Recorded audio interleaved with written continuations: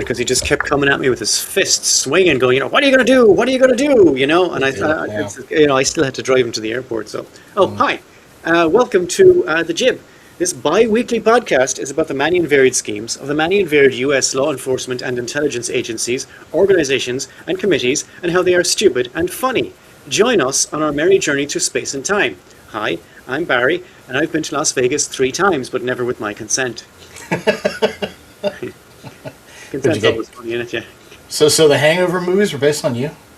I don't know. I one time I had to go because I was the designated driver. Another time it was a very tense sort of thing with my ex-wife, and another time I also did not want to go. Okay. Hi everybody, I'm Seamus, and I am one book away from having all of the released hard copies of the Berserk series.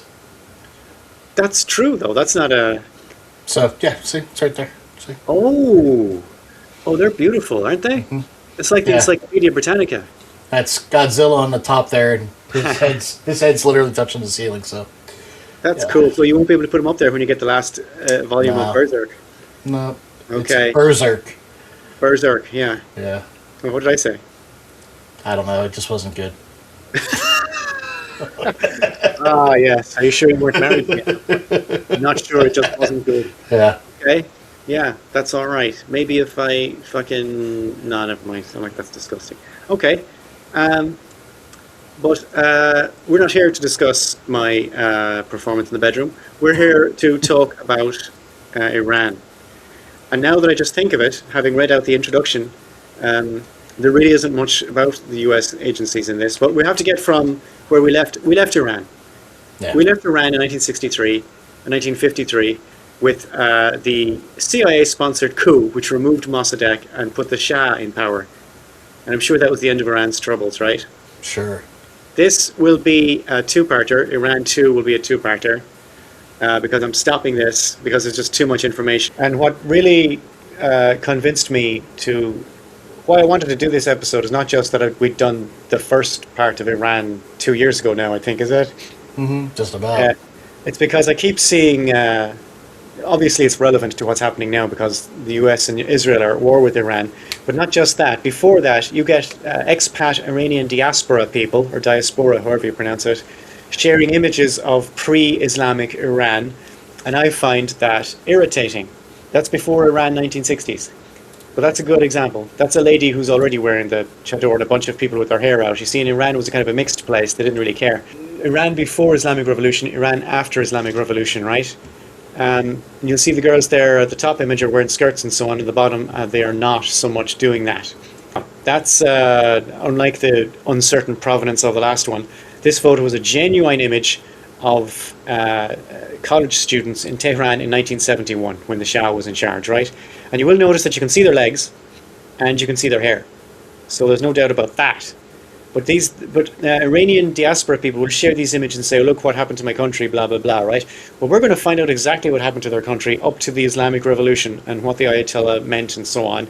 And it's going to be different to what you're expecting. And the Iranian diaspora are not going to like it, but I don't care because they're either lying or they're listening to the bullshit their parents sold them, which is probably more accurate, right? Fair. I've spoken to people like this myself, by the way, people calling themselves Persians in Los Angeles who have no idea who Mossadegh is and have no idea exactly what the Shah meant.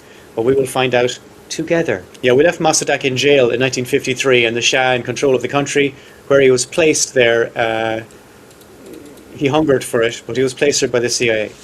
In the mid-1950s, the US military detachment in Iran, which was led by Major General Herbert Norman Schwarzkopf, and the CIA, along with French intelligence. Now, France has a long and varied history with Iran, as you will see, but along with French intelligence, who had honed their skills during the ongoing Algerian Revolution. I'd love to talk about that, but it's nothing to do with the FBI or CIA, but I'm going to talk about it at some point, regardless of what Seamus wants me to do. These French intelligence guys who had honed their skills during the ongoing Algerian Revolution trained a group of pro-Shah operatives in intelligence gathering, counterintelligence and covert operations. Many of these operatives went to work for the Shah's state security organization, SAVAK, a term which still sends chills down the spine of any Iranian old enough to remember. And of course, these kids, these Iranian kids, had never even heard of Savak. They wouldn't know what you're talking about, right? But this is how he ran the country. In 1963, the Shah embarked on an ambitious program of social and economic development called the White Revolution. This involved massive infrastructure projects, public health programs, including the eradication of malaria, and perhaps most significantly, heavy investment in literacy and education, and an ambitious land reform program. Now, these are all things you would associate with socialist, right? Right. And this is, I have no interest in lying to you. I am not going to pretend that the Shah did not do these things. Because he did these things which were good for Iranian people on the ground. So I'm not going to lie about that. He did these things that were good for Iranians, even though he himself was an asshole who ran the country into the ground. The White Revolution. You'll have that at times, right? I mean, you have some good things done by benevolence, right? That is true. But this guy, I mean, he did more than your usual fascist dictator, he'd put it that way. Right. Like Saddam Hussein gave free fridges to everybody, you know? There's no point in saying he didn't. Right. People who got the fridges were like, "Well, thank you very much," you know. Right, and they had a lot of, they had a lot of, other social, economic things that they did, in Iraq. Yes. So yeah, the White Revolution was which made it kind of hard because, whenever we went in and you had assholes like Richard Bremer who couldn't understand that because his brain was nothing but capitalism from the Heritage Fund. Yeah. They didn't know how to change that and fix that. So yeah. Yeah. I mean, than the problem of invading another country, but Yeah. So this Shah guy, he did good things, and a lot of it was incorporated in what he called the White Revolution. And one of them was a land reform program. Land reform is usually not what you get at all with fascists. Right. Usually they want to consolidate land and give it the control of it to rich people. Now you'll see why he did this. It's not as altruistic or anything. At the time, 50% of the land was owned by a tiny minority of what were basically land-owning aristocracy, operating a feudal system based on peasant labour. And 20% belonged to religious organisations, right? Okay. This meaning Islam. The land reform program was put to a referendum in January 1963. The Grand Ayatollah at the time, Ayatollah Borujerdi, usually very hands-off with the Shah and occasionally even friendly with him, had issued a fatwa against the reforms, as they were broadly secular in nature and occasionally directly in opposition with the Ayatollah's interpretation of Islam. But the referendum went through with 5,500,000 Iranians in favour and 5,000 against, which is pretty decisive. We have no indications that the vote was rigged. It seems fine. The Ayatollah felt that the reforms would erode traditional Iranian rural life, calling them agrarian destruction, right? Which was kind of the point. That's kind of what the Shah wanted to do. He wanted to update, modernize, and essentially westernize Iran. And one way he thought to do it would be to get rid of the whole rural idiot squad they had running the provinces of Iran. Now, unfortunately, the rural idiot squad did not think of themselves as the rural idiot squad. They thought of themselves as the real Iranians, and they thought of the people living in the cities, like the Shah, as being kind of disconnected, effete, useless idiots, right? Right. Now, this is a conflict you will get in almost every country in the world. And this conflict is at the heart of what happened later, which we'll discuss. Anyway, this agrarian destruction was kind of the point. Stalin did the same thing. He took Russia from an agrarian country to an industrial powerhouse in 5 years.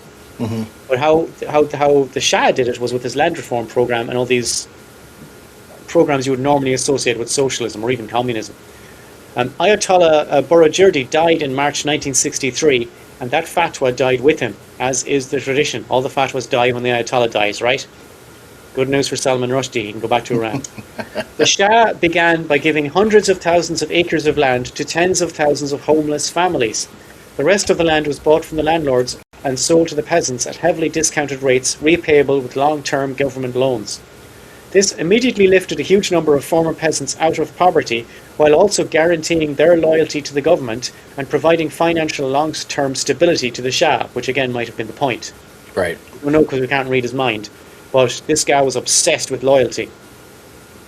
As most dictators are. As most dictators are. He wasn't loyal, not loyalty to the state, loyalty to him. Right. Yeah. Now, while all of that sounds great, and it kind of is, I guess, if you were one of the peasants, remember that throughout, Savak was unleashing its horrors onto anyone. Savak, you remember, is the secret police. Mm-hmm. Was unleashing its horrors onto anyone it didn't like. During the White Revolution, the Shah expanded SAVAK's operations so they had about 5,000 agents. They would often use torture, including sleep deprivation, extensive solitary confinement, glaring lights, standing in place for hours, nail extractions, snakes, which were particularly used with women, electric cattle prods, often in the rectum, right? Were they trained by the CIA? They were trained by French intelligence. Oh, close enough. Well, you know what the French got up to in Algeria. Yeah. We might talk about it someday, even though it's nothing to do with the CIA. I have no way to pivot. I'm sure there's something there. I'm sure we can talk about it later, but yeah, I think there's The something script I would write would not include any American wrongdoing. there. Sure. That's why I'll write it. Shame! Okay.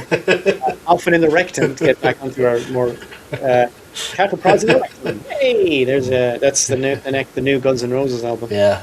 Cigarette burns, sitting on hot grills, acid dripping into nostrils, near drownings, which I guess now we'd call waterboarding, mock executions, and an electric chair with a large metal mask to mimic suffocation called the Apollo, after the American space shuttle.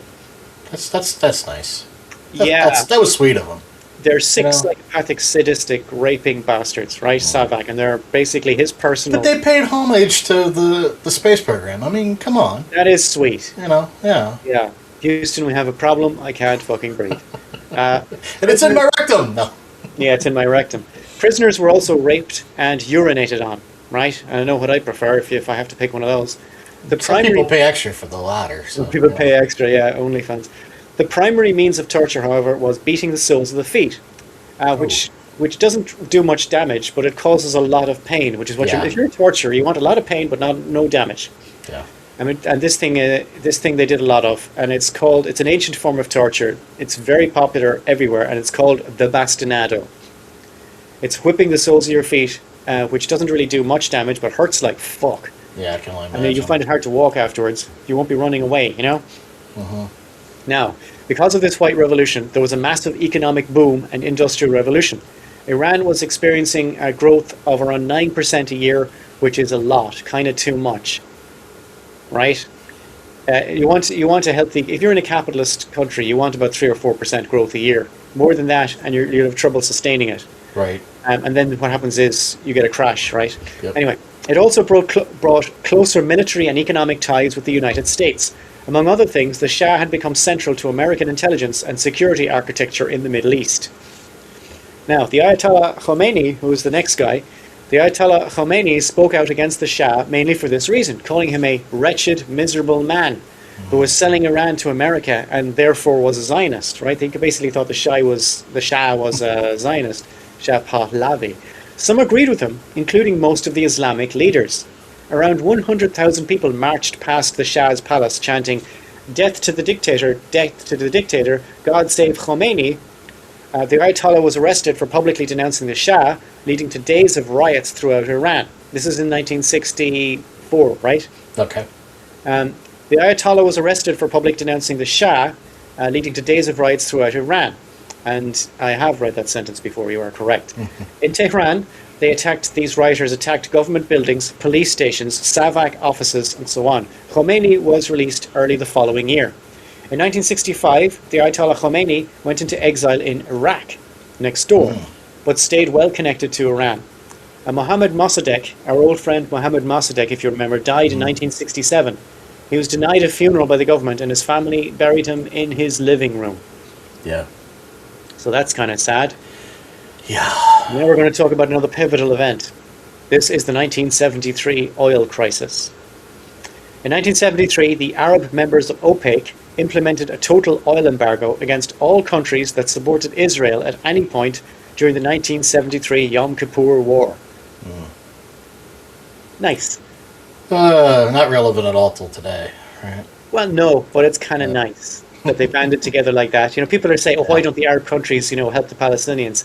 In 1973, the Arab members of OPEC implemented a total oil embargo against all countries that supported Israel at any point during the 1973 Yom Kippur War. And it's just a shame now that a lot of those, almost all of those OPEC companies are now owned by America. Yeah. It was triggered when King Faisal learned that the United States had sent this embargo was triggered when King Faisal learned that the United States had sent $2 billion worth of weapons to Israel, even though the Israelis themselves only applied for $850 million worth of weapons. Oh, okay. The main countries targeted by this embargo were Canada, Japan, the Netherlands, the United Kingdom, and the United States. This was the famous 1973 oil crisis, and oil prices went through the goddamn roof. Yeah, they did. Consequences internationally were massive, and not always what you'd predict. The Netherlands, for instance, got such a shock from this that they completely reorganized their urban infrastructure to prioritize bicycles and took other measures to ensure car travel was deprecated. France and Japan accelerated their nuclear programs. So there's a lot to be said that France and Japan's current nuclear infrastructure is partly a result of the 1973 oil crisis. Yeah, really. And the current state of the Netherlands, anybody who goes to the Netherlands says the same thing. The whole place is built around sustainable urban infrastructure. Cars are deprecated. Bicycles and pedestrians, that all came out of 1973 oil crisis, not because of any eco-consciousness. Because they were terrified that oil was now too high to be able to work in a country. They didn't see it coming down because, Israel remains Israel. Yeah. For Iran, however, this oil crisis was only good news. As a US ally, they did not join the embargo, but benefited from the massive price hike. In fact, the Shah increased the oil prices during this thing I'm not going to hold that against him, fair enough, right? Yeah. The Shah chose this sudden glut of cash to ramp up defense spending, which means even closer ties with the United States, because where's he getting all that from? He was so central to rising oil prices globally that they called Iran, this is the phrase they used to describe the Shah, the pivot in the price hike. That's what they called him. In 1961, sure he loved that. Yeah. In 1961, Pahlavi wrote that if he were a dictator rather than a constitutional monarch, I would try to take over leadership of a single dominant party like Hitler, or what you see in communist countries, right? He said that in 1961. In 1975, the Shah abolished all political parties and created a single, no connection to the previous quote, and created a single dominant party called the Rastakhiz Party, which would be led by the Shah. Membership hinged on loyalty to the Shah, and they liberally used pre-Islamic Persian imagery in a conscious attempt, again, to unsettle the Islamic clerics. A lot of what the Shah was trying to do was trying to remove Islamic influence from Iran, Right. which now to us seems comical, because they were all Muslims. Like, the only people who weren't would be the urban intellectual elites. They were all secular, but there wasn't really enough of them to do anything. All the people in the actual country were all Islams, and they were fine with Islam. Mm-hmm. Even his chosen title, the Shah, was a reference to what the kings of ancient Persian Empire called themselves, Shahanshah, the king of kings. The English word checkmate, meaning the final move in a game of chess, comes from Shah Mat, an ancient Persian phrase which means the king is dead. So that's Shah, same thing, the king, right? Yeah. I want to see if there's any... Okay, the Shah was now openly the dictator of a one-party state. Apart from being egregious on general principle, Iranians felt that they had been backed into a corner now. Either they join Rastakhiz, his party, or by choosing not to join Rastakhiz, become part of the resistance. That was their choice, right? When the Shah more or less required all government employees to join the party, he accidentally created a cross-cultural, cross-societal resistance movement among the kind of people who would normally not get involved at all with any resistance. Most people in most countries, no matter what's going on, will keep their head down and try to do their business, right? This is how Nazi Germany succeeded. It's how a lot of places you just want to just give me enough money to pay my rent and buy food and leave me alone. That's what most people are. But this guy accidentally created a massive resistance movement by insisting that they join his party. The Shah had managed something previously unthinkable, and still the holy grail for politicians everywhere. He had united the educated, secular, urban intellectuals with the religious, rural conservatives. Right? Yeah, that's an oopsie. Now, this is a problem in all countries. Imagine America today. Imagine what kind of a person would have to be in charge to unite we might for shorthand call the New York intellectual people with, for shorthand we'll call the rural conservatives in, let's say, Kentucky or whatever, right? Yeah. The southern states we'll call them, right? What kind of a person would unite those two electorates? Right. Trump is so bad right now, and still the rural conservatives, religious rural conservatives, will support him. right? Enough of them so far, but we'll see. Enough of them. Well, he won the Yeah. last election. Oh yeah, I don't think Right? he would win. So- If we had a fair election. Again, the Democrats are just so fucking bad. That's the problem. Sure. And if we go down, we'll derail this episode. But yeah. Sure, Yeah. but also the religious rural conservatives do actively support him. Yes. Right. For the most part. So Yeah. as bad as Trump is, objectively bad at his job as Trump is, and the horrible things he's doing and horrible things he's saying, imagine how bad the Shah would have to be to unite those two, Right, the New York right. intellectuals and the Tennessee religious rural conservatives. So just think about that, right? And keep that image of the women with their skirts on in the back of your head as well. This whole thing is just, this is why, you see why now why it's annoying me. Yeah. Why I get annoyed Oh, yeah, anytime some second generation Iranian guy living comfortably in Los Angeles says, look what my country used to be, and shares pictures of girls wearing skirts. Anyway, Yeah, well, I mean, to be fair to them, it's not just them that say that. I mean, there's plenty of assholes. I mean, you know, Oh, no, we, I'm we, okay. we Yeah. plowed around with a lot of those guys, too, that used to sure, say shit like that. but So, I you don't know, like hearing it yeah. from people who identify as Iranians. Fair. Yeah. When confronted with a lack of freedom and democracy under his new system, the Shah said, democracy? Freedom? What does this mean? We don't want any of that. Yeah. In 1975, and now I have a photo of this. This is just a bit of context, a bit of time context. It says 1975 on it. There you go. Do you recognize any of those people? That's not Saddam, is it? That is Saddam. Well done. Wow. Well done. Saddam He in was another rather day. young there. Yes, well done for recognizing him. Yeah. In 1975, Iran signed the Algiers Accords with Iraq, describing the border between them, ending years of uncertainty and tensions. That guy on the left, by the way, is the Shah. Ending years of uncertainty and tensions. So I'm sure He's got that's a the fucking last- cape there going on. What's trying to get like the pimp look? What's going on here? That's no, the Shah's on the left. Yeah. No, that guy in the middle. I think. Oh, he's- the guy in the middle. Okay, I thought the Shah was the guy in the middle. No. Oh, so there's a pimp in between them? Yes, he's. Okay. I can't remember his name, but he's the Okay. guy who brokered the deal. Well, I think he's the prime minister of Algeria at the time. okay, is he like pimping out the Shah to Saddam, or the other way around? What's going on here? We'll You know, find out. all I'm getting is pimp game. From We this guy. will find Yeah. out in. Alright. Well, Sharif don't like it. Rock the Casbah. Yeah, right. But this guy, he signed the Algiers Accords with Iraq, describing the border between Iraq and Iran, ending years of uncertainty and tensions. So I'm sure that's the last we'll hear about any problems between Iraq and Iran. No, they're famously pals. Yeah, it's done now. By 1977, the Shah had become wildly unpopular, and I got that phrase from the Wikipedia article, wildly unpopular, with the Iranian people, and there were constant rolling strikes and marches. He certainly became even more unpopular with Khomeini, who was in Iraq at the time, you remember, as Savak had assassinated his son, the Ayatollah's Oh, son, shit. Mustafa. So That's, that's never a good idea. no. You don't assassinate the son of your political rival. Or any of the holy people. All right. Just saying. Holy people! Remember the last time they killed the son of a, things did Yeah. not go well.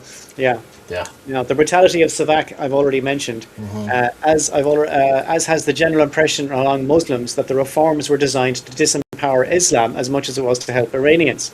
The massive economic growth was unmanaged, leading to runaway inflation, which, is predictable. Also, as happens in these situations, there were population shifts to the big cities without the infrastructure, housing, or employment necessary to support it, right? This happens again when you have these big economies that roar off. You get huge chunks of people going to the city, and if you don't have housing and employment in there, you're going to have a sudden underclass. Right. This gaping chasm of inequality was not helped by the general understanding on the ground of the massive amounts of cash floating around at the top of Iranian society and the rampant corruption that goes with it in autocratic governments. Everybody knew there was loads of money in Iran, but the urban poor understood it because they could see it, and they all knew it was going to the Shah and his friends. That's not good. It's not good. In 1978, the broad coalition of resistance the Shah had accidentally created of religious conservatives, leftists, nationalists, union leaders, students, and the urban poor, with the Ayatollah Khomeini at the center of it all, were so effective that the Shah declared martial law. Now, it's very odd to see communists and lining up with religious conservatives. Again, what I was talking before about the kind of people who are in this coalition. What was the Ayatollah Khomeini? He had a pre-built national infrastructure in place via the Islamic clerics for national resistance, a national resistance movement. And nobody else had that. So everybody's happy enough to go along with him. Also, he was making all the right noises at the time. It might be hard to believe it, but the Ayatollah Khomeini was kind of the good guy at this point. Right? Everybody in Iran loved him. They thought he was great, and they thought they could rescue him from the Shah. Right? Which, in a way, I guess they did. Yeah. This is before we knew anything about what we know now. At this point in time, the Ayatollah Khomeini is fine. On September the 8th, we're talking 1978, right? On September the 8th, a protest was in full swing in Jaleh Square in Tehran when government forces opened fire. That's the Jaleh Square protest against the Shah. It says on that thing, it says something like, "We want an Islamic government," right? Okay. Now, when they say we want an Islamic government, what they're really saying is we don't want the Shah. They're not kind of really saying we want an Islamic government like in the way that Western minds would imagine it. Yeah. What they're saying is the Shah is making a concerted effort to delete Islam from Iranian public life. Right. So they're trying to say we want an Islamic government from that point of view. Right? Basically, we're the resistance. That's Jaleh Square on the 8th of September 1978. When government forces opened fire, there are 64 confirmed deaths, but estimates on the day varied wildly, with Michel Foucault. You know who Michel Foucault is? Yeah. French philosopher. Yeah. His specialty philosophy is postmodernism with relation to power structures in government. He's a very interesting man to listen to about power, jails, control systems, police, that kind of thing. Very interesting man. He's bald, glasses, little guy. He's bold or he's bald? Well, he's no hair. What are you making fun of bald people for? I'm not making fun of him. I think he's wonderful. Then what are you pointing out he's bald for? I'm trying to get an image in your mind of what he looks like. You don't think I know what a bald guy looks like? What are you saying, Barry? You know what Michel Foucault looks like? I do now. Okay, I like the guy, right? People kind of hate him, but I like the guy. Anyway, estimates on the day varied wildly. Michel Foucault, who was in Tehran a few days afterwards, put the death toll as high as 4,000. Yikes. The Ayatollah Khomeini said that 4,000 innocent protesters were massacred by Zionists. Right? He called the Iranian government forces Zionists. Ouch. That's interesting. It is. Yeah. It is. By that, he did not mean that they were Israelis. He meant that they were right. He meant that they were signed up to a project which was funded by America and was in Israeli interests. Right. Right. Although there were people, in fairness, I have to admit that there were people in Iran at the time who took him literally and thought he meant actual Mossad agents on the ground. Okay. We have no evidence there was any Mossad agents on the ground in Iran at that point. We do have evidence that there was Mossad agents on the ground in Iran this year. Mm-hmm. But not in 1978. We have no evidence. Not to say that there wasn't, but I was unable to find any evidence of it, so I can't say that there were. Right? Right. Which or whether was involved. Which or whether. There was no way back for the Shah now. In September 1978, the Ayatollah was expelled from Iraq by Saddam Hussein, who was not the president at the point, but he was in charge of these things. He was expelled from Iraq by Saddam Hussein and moved to Paris. Okay. In France. The idea was to keep him as far away from Iranians as possible, but it backfired as the Ayatollah found new opportunities to explain himself to a Western audience Right. who were becoming more and more aware of the situation in Iran. And particularly the smarter people were getting less and less comfortable with the Shah. It backfired as he found new opportunities to explain himself to a Western audience. He also said that the food was better in Paris. In October 1978, the resistance called a general strike. Workers in all, this is what you told me they should do in America. Yep. Workers in all major industries joined up, with the most damage being done. Guess which industry did the most damage? Oil? Guess. The most damage being done by the immediate grinding to a halt of the oil industry. Nice. In November, Khomeini was already putting together a new government in Paris. So by November, this guy, even though Iran hasn't fallen yet, hey Timmy, was putting together a new government, a new constitution with his friends in Paris for Iran, right? So this writing's on the wall. In December, the entire country of Iran was completely paralyzed. In January, January 1979, the Shah fled Iran, first to Egypt and Morocco, and later to the Bahamas and Mexico. And in October 1979, he was given a visa to enter the United States for medical treatment. This is the Shah. The Shah, yes. Okay. In October 1979, he was given a visa to enter the United States for medical treatment, which will haunt us in the future, Yeah. which will haunt us a few paragraphs below. As soon as he left, the Shah left, this is back in January now. As soon as he left, millions of Iranians took to the streets and violently removed all statues and any other evidence of the Shah from public spaces of Iran. The evening news in Iran, right, has a tune going with it, very much like every evening news in every country. It's like news kind of tune, right? But in the middle of it is this like Iranian freedom song saying Allahu Akbar, right? Which is great. But it's one of the songs from this revolution. It's an Islamic revolution song. And it plays every night today. It plays every night on the 7 p.m. main evening news in Iran. This song they had during the revolution. A Tehran thoroughfare called Pahlavi Avenue was renamed Mossadegh Avenue. And we have to assume this was as much about deleting Pahlavi as it was about reviving Mossadegh's memory. But it's nice that somebody remembered Mossadegh, our old friend, isn't it?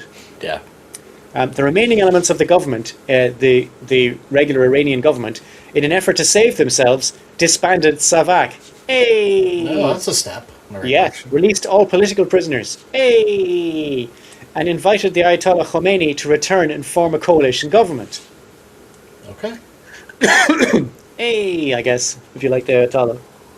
No, I mean, it's better than a Shah at this point, right? Oh, yeah. In February 1979, the Ayatollah returned to a hero's welcome and much clamour. When a reporter asked him what he was feeling about being home, he said, and I quote, "Nothing." Okay. He completely rejected the offer of a coalition government. In fact, he mobilised his forces to remove all traces of the previous government.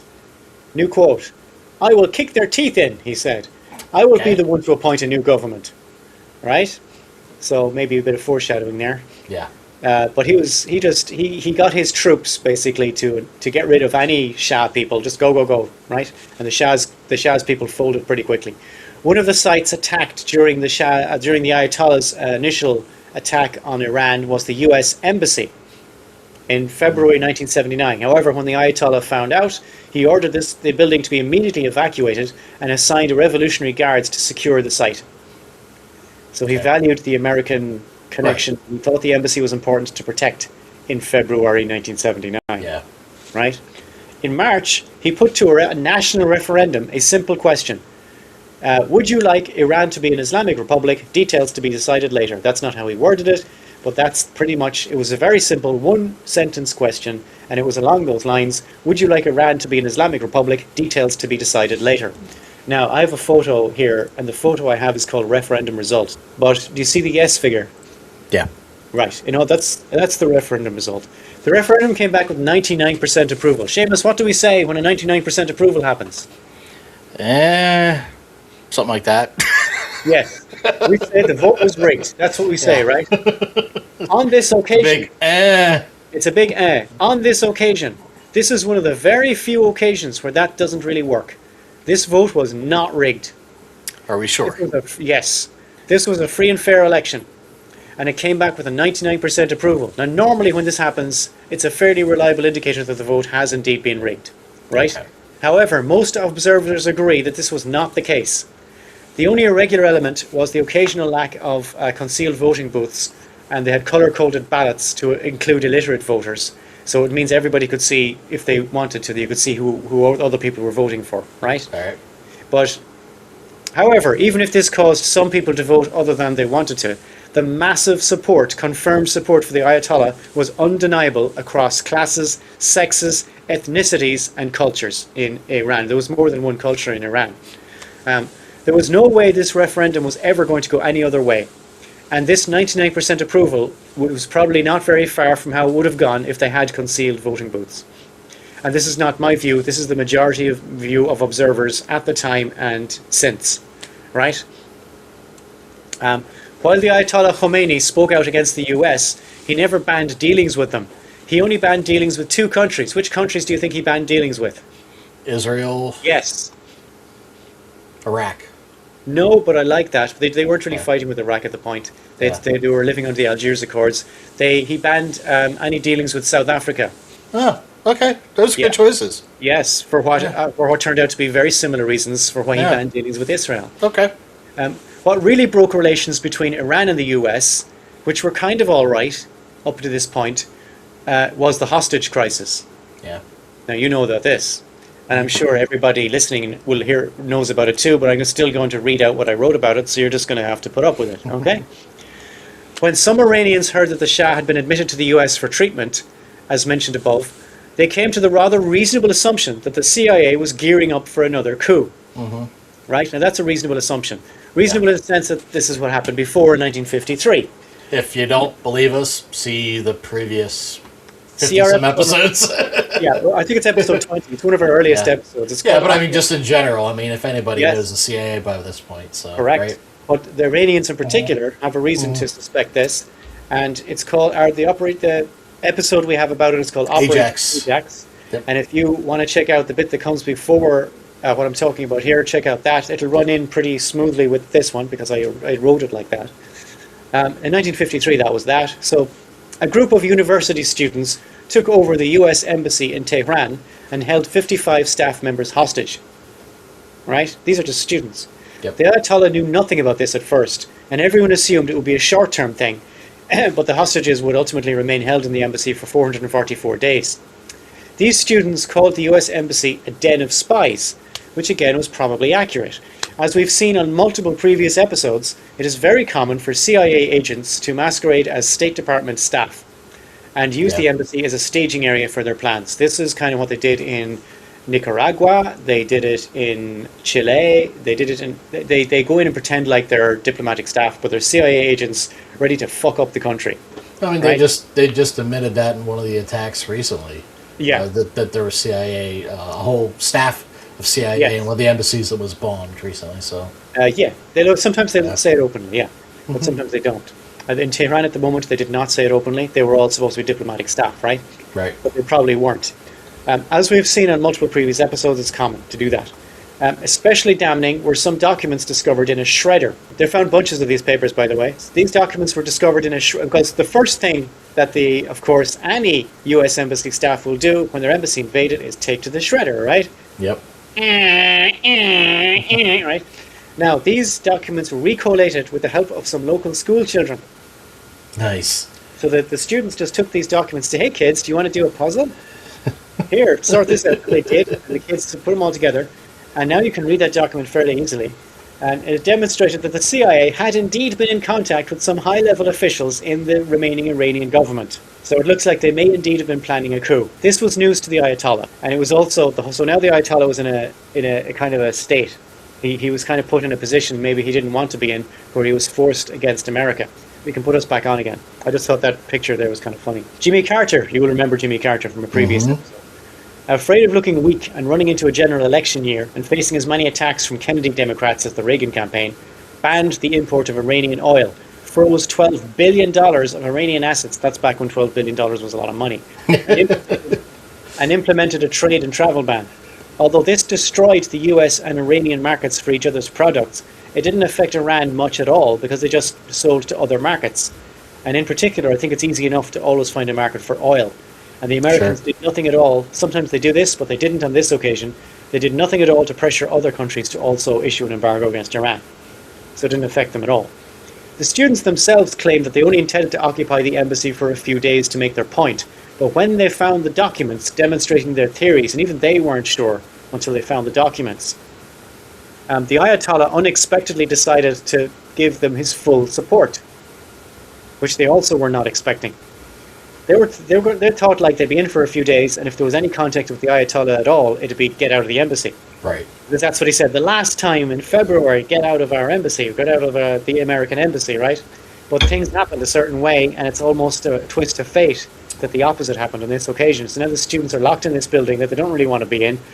And this led to crowds of people demonstrating in support of the students outside the embassy in Tehran, at which point the students, who remember now they're 19 years old, Yeah. the students felt it would be almost churlish to surrender, right? It would almost be impolite at that stage to surrender. The entire government of Iran resigned a few days later, leaving the Ayatollah and the Muslim clerics in full control. The Ayatollah said, "This has united our people. Our opponents do not dare act against us. We can put the constitution to the people's vote without difficulty and carry out presidential and parliamentary elections. Right? And that's another reason why the constitutional vote came back at 99% and you don't have to rig that election. In December 1979, in the middle of this madness, the promised details to be decided later from the March referendum were nailed down as a proposal to make Iran an Islamic theocracy under Shia Islam. Right? Now, Iran is a Shia country. They follow 12 or Shia Islam, not Sunni Islam.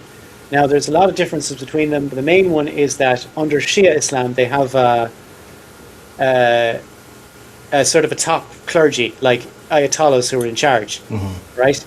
And these ayatollahs claim authority based on descent of blood, who claim they're related to Muhammad's family by blood. Muhammad sallallahu alayhi wasallam by blood, right? The Sunni Muslims are more, they don't really have any guys at the top. They have a kind of community-led system for deciding how to do things. So all these like Islamic clerics, Sunni clerics will get together and decide fatwas and so on. Right. But under Shia Islam, an Ayatollah will say this is a fatwa, right?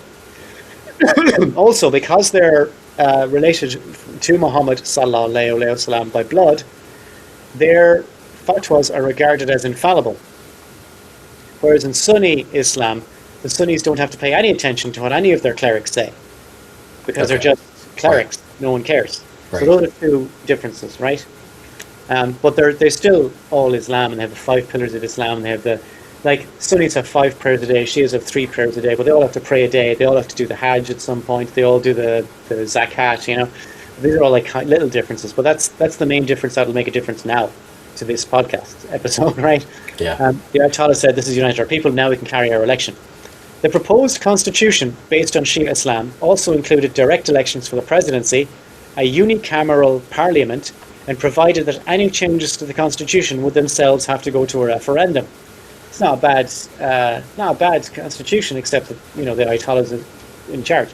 The referendum also passed with 99% approval, and again, this appears to be free and fair and a fairly genuine reflection of the mood of the voters. Again, remember, including secular people, including communists, including the atheists in Iran, of which there would have been a few, voted for this Islamic theocracy, right? Before anybody says, oh, they made us do this, they made us do that, Iranians voted for this in massive numbers. They wanted this. Right.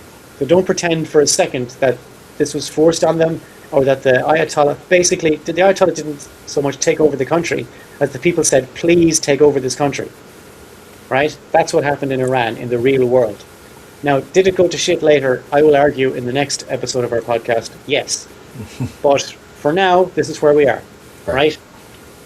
That's why I'm not listening to these Iranian diaspora people. They fucking piss me off. They're saying, oh, did you see this? Did you see that? Fuck off, man. I've read the Wikipedia page. And I've checked the sources. You're talking shite.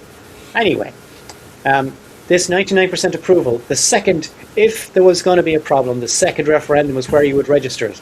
That's where you would explain, say, no, I don't want an Islamic theocracy. No, no, no, no, no. 99% said yes with no hint of a rigged election. There was no doubting the democratic mandate for an Islamic theocracy. We are now in the Islamic Republic of Iran, and the Ayatollah Khomeini is its supreme leader. And that is where I am ending our current podcast. The next podcast will be from that point, the invention of the Islamic Republic of Iran, to hopefully last night. Okay. Right? That is where. Do you have any questions about that time period? Do you have any jokes that hopefully I might get? And furthermore, oh, okay, sorry, we're back. All right, this is what's new. Just before every podcast, I put CIA into Google and hit the news tab. You can cut all that if you don't like it. And Seamus puts FBI into Google and hits the news tab. And then we pick 2 or 3 stories we think that might illustrate how stupid everything is and how funny it is. This week, in case you're thinking about it, it's just all about history. Seamus, do you have some FBI stuff you'd like to talk about? Yeah, I do, which means I get to introduce our new segment. Hey! Cash!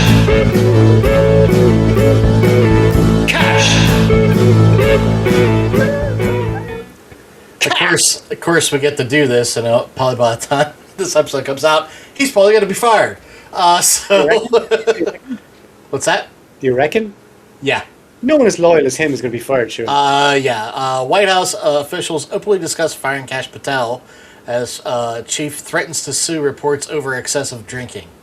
Okay. Yeah, there's reports that he's been MIA, disappearing, getting drunk, being an asshole. These are reports that were... FBI director. Yeah, right.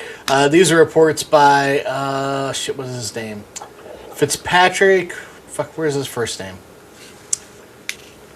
Sarah Fitzpatrick says that in a report that the deputy FBI director is deeply paranoid about being fired and often drinks to excess. Are alarmed officials at the agency beyond by every words of this reporting, told MS, and we have excellent attorneys. You know what, Shane? So, if you want a Trump, see, Kash is very, very loyal to Trump. Oh yeah, personally. And if you want to get rid of him, maybe spreading rumors that he's an alcoholic might be the way to do it, because Trump doesn't drink. That is It correct. might be something he could latch his brain onto. Yeah. So his attorney put like a memo out citing all the different counters to their sources, and it's a back and forth. It's pretty Trump's not going to read stupid. anything. No. Can Trump fire him by executive order? What's that? Can Trump fire him by executive order, or does he have to go through Congress? I don't think he has to do any of that. He can just fucking do it. Just like they dismissed what's-her-face from the DOJ. So, Pam Bondi. And Christine Noem. Okay. So, but the appointment will have to go through Congress. A new appointment will have to go through A Congress. new appointment would have to, yes. Okay. But I mean, Cool. yeah.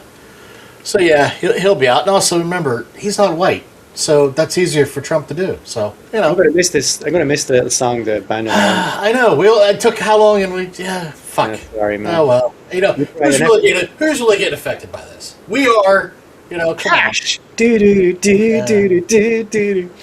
So in other news, if you remember the Ken Clipson's piece that he put out about the NSPM-7, which was the report. It's a guideline for law enforcement to identify terrorist people. And basically, it's like anybody that they want. If you're pro-LGBT, if you're woke in any way, if you're an atheist, if you are radical about race and gender, then you might be a terrorist. So they want to actually implement this as part of like nationwide. These are terrorists. Yeah. And they want it to be a part of the budget in October. Okay. So they're going to tie this up into the budget to try to make it hard to... But there's a lot of your episodes, not a lot, but some of your episodes, the ones you wrote, are about that. About how just having left-wing views makes you an enemy of the state in certain circles. They want to put it in writing and make it a law. Yeah. So, which, I mean, they've kind of already done that in some aspects. But, this is another reason they go after queer folk and non-white people and, Radical gender people and radical race people. Yep. This other one, I don't know if we touched about this before, but just real quick. FBI cuts ties with the ADL. No, I didn't. Apparently they did this last year, but I didn't see it either. No, hit me. And the reason that they did it is because the group is now running its own private surveillance network using subscription tools to watch Americans online. Oh dear. So they don't want to be a part of that. They've completely lost their minds, the ADL. Yeah, well, they've always been bad. We might have to do an episode about them, actually. I know there's a lot of shit. The ADL, but I know they've also done some good work. They have unfortunately stopped doing the good work, as far as I can see. Oh, yeah.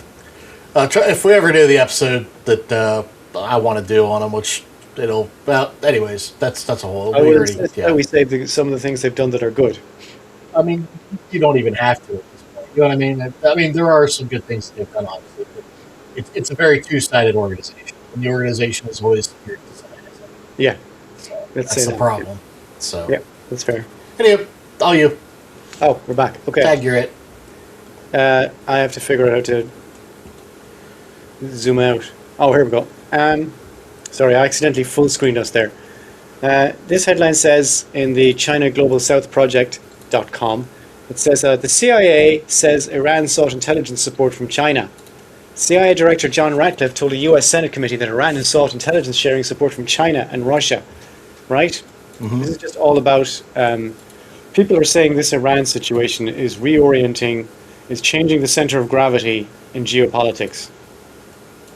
And it Okay. might be. I don't know if it Yeah. is or not. Something has to, Yeah. I guess, destabilize American dominance. Yeah, which is long overdue, quite frankly. So Yeah, but you're right. Another one is CIA. This is on ndtv.com. CIA ex-chief who hunted bin Laden has a Hormuz advice for Trump. Leon Panetta, you probably remember, who ran the CIA and Pentagon under Barack Obama, has singled out Trump as the only man responsible for the current situation. In an interview with The Guardian, Panetta explained how the world's most powerful military walk into a predicament its own commander-in-chief appears unprepared to walk out of, which is fair. It looks it is and it isn't. I wouldn't say it's all him, to be honest with you. I would, So because Bibi has been blowing smoke up the asses of U.S. presidents for 30 years to try to get them to bomb Iran, and he finally found an American president stupid enough to do it.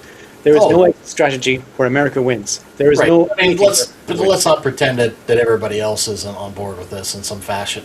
I mean, the Democrats, if they weren't on board, they literally had a vote just recently. That they could have done this vote before, by the way, and they kept on putting it off to basically force them to, you have to at least vote on it. You can't just do this. And they literally voted against it, so they're just letting him go because they're all on board with this shit because they're on bed with fucking BB and all them too. So Right. But that's my point. I That's don't all I'm think any saying. Democratic president would have bombed Iran.